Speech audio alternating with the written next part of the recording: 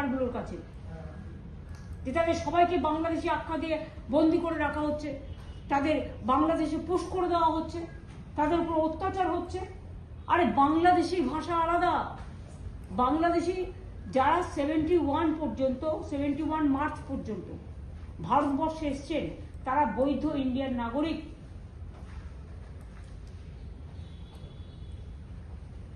As per Bangabandhu Mujibur Rahman আর ইন্দিরা গান্ধী চুক্তি অনুযায়ী তখন তারা ছিলেন, তারা দেশের দায়িত্বে ছিলেন, এখন নেই।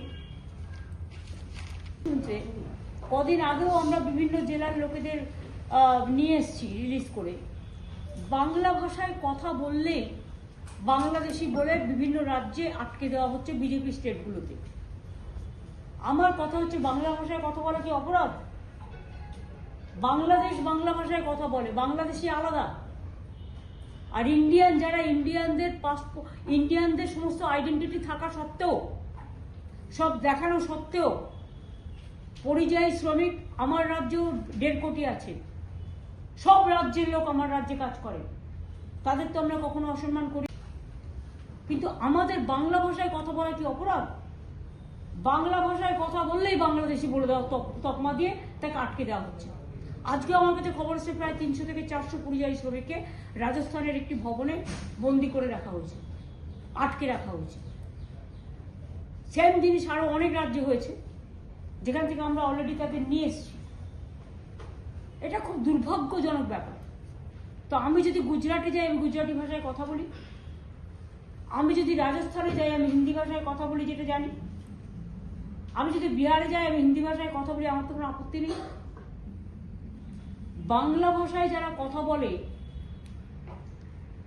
তারা কি অপরাধটা করেছে এই বিজেপি সরকারের কাছে? এটা তো তাদের দিক থেকে হচ্ছে, এটা আমাদের দিক থেকে হচ্ছে। কিন্তু যদি আমি বলি বিএসএফ এবং এয়ারপোর্টে ক্লিয়ারেন্স দিয়ে কতজনকে ছেড়ে রাখা হয়েছে এখানে,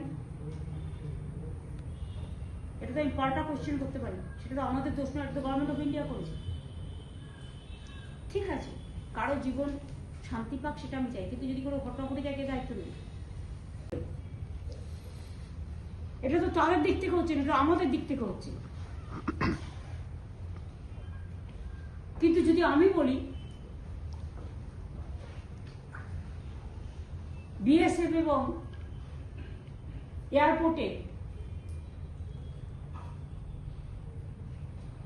ক্লিয়ারেন্স দিয়ে কতজনকে ছেড়ে রাখা হয়েছে এখানে, এটা তো আমি পাল্টা কোশ্চেন করতে পারি। সেটা তো আমাদের দোষ না, এটা তো গভর্নমেন্ট অফ ইন্ডিয়া করেছে। ঠিক আছে, কারো জীবন শান্তি পাক সেটা আমি চাই, কিন্তু যদি কোনো ঘটনা ঘটে যায় কে দায়িত্ব নেবে? বেআইনি কাজ আমরা করি না। কালকেও বাংলাদেশের অ্যাম্বাসেডর আমার কাছে এসেছিলেন।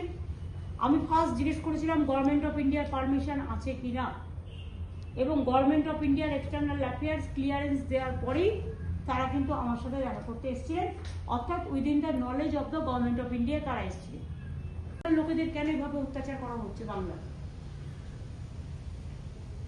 বাংলা ভাষায় কথা বলে অপরাধ করেছি আমরা? স্বামী বিবেকানন্দ কি ভাষায় কথা বলতেন? নেতাজি সুভাষচন্দ্র বসু কি ভাষায় কথা বলতেন? রবীন্দ্রনাথ ঠাকুর কি ভাষায় কথা বলতেন? সব ভুলে গেছে এরা। স্বাধীনতা আন্দোলনে সবচেয়ে অগ্রণী ভূমিকা কারা নিয়েছিলেন? নবজাগরণ, সমাজ সংস্কার, সবকিছুতে বাংলা দেখলেই পুরো তাদের অত্যাচার করতে হবে। তাহলে বলে দিন বাংলা নিষিদ্ধ। দিল্লি ইউনিভার্সিটি থেকে শুনলাম বাংলা বাদ দিয়ে দেওয়া হয়েছে।